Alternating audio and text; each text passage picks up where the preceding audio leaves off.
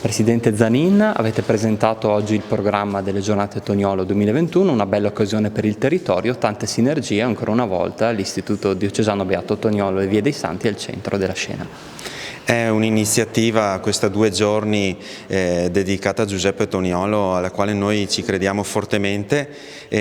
Appunto, tutto questo è possibile solo grazie a una rete di sostenitori, di partner, tra i quali anche media partner il QDP News, e questo dà forza nel promuovere, nel continuare la nostra mission. Sabato 19 nel cortile interno del Collegio Vescovile Balbivalier ci sarà questo pomeriggio dove verranno presentati 3 volumi che vogliono raccontare quanto importante è il pensiero di Giuseppe Toniolo nel nostro presente, in questo terzo millennio, riscoprendolo ancora nuovamente, mentre il 20, domenica 20 giugno, vuole essere una giornata che ha come tema la bellezza, l'arte, la spiritualità, l'arte sacra, per dare una connotazione nel territorio, questo nuovo pensiero che si traduce in azione, riscoprire la bellezza del nostro territorio da poco riconosciuto patrimonio UNESCO. Dottor Zabotti, il professor Aldo Carrera ha detto una cosa molto importante, quello che non si riesce a fare a Milano, anche all'Università del Sacro Cuore, siete riusciti a farlo qui nella diocesi di Vittorio Veneto, mettere al centro con continuità la figura del Toniolo anche nell'occasione delle giornate del Toniolo. Beh, è un evento nazionale, siamo molto grati al professor Carrera per queste considerazioni che ha fatto.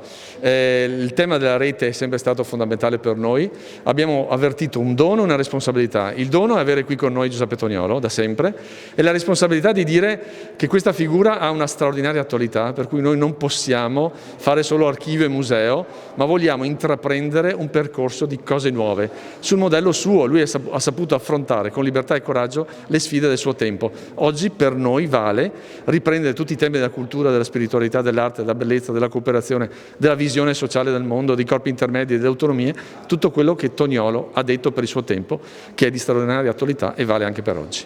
Verranno presentati anche dei libri molto importanti, per alcuni sarà la prima occasione. Sì, c'è in particolare il libro di Carrera e Bodega, che è il libro che mette insieme gli atti del convegno svolto a Milano, all'Università Cattolica, nel 2018. È davvero una prima volta in presenza che questo libro viene appunto illustrato e per noi di Pieve di Soligo, della Diocesi di Vittorio Veneto e dell'Istituto in particolare è un grande onore. Pieve di Soligo ospita nuovamente, dopo il percorso su Zanzotto, un evento di rilevanza nazionale, questa volta sulla spiritualità, sulla figura del Beato Toniolo. Certo, siamo molto orgogliosi di ospitare questo convegno e questo evento qui a Pieve di Soligo, anche perché c'è una continuità. Già intorno agli anni 2000 l'amministrazione comunale di Pieve di Soligo aveva pubblicato parte delle opere di Giuseppe Toniolo e quindi continuare a lavorare sul suo pensiero credo sia davvero estremamente importante in questa fase di ripartenza, perché abbiamo visto la fragilità delle persone rispetto all'economia. Un'economia che spesso si è rivelata disumana e che ha, come dire, sacrificato sull'altare dello sviluppo proprio e della produttività il lavoro delle persone. Toniolo ha sempre messo al centro la persona nelle sue riflessioni economiche e quindi riprendere in mano il suo pensiero e riportarlo alla situazione odierna credo che possa fornirci delle fonti di ispirazione importantissime per tutelare la dignità delle persone anche nel mondo del lavoro. La figura del Toniolo invita a una nuova riflessione sull'economia, un'economia che si basa su valori molto importanti che il vostro istituto di credito cooperativo ha nella sua filosofia.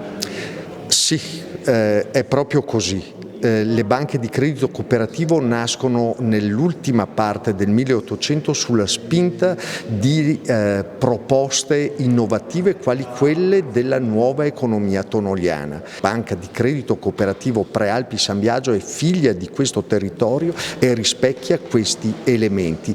È così che continua a promuoversi e a promuovere la crescita culturale della nostra gente, delle nostre comunità, riconoscendo lusinghieri contributi in modo particolare alle scuole e alle attività di formazione professionale.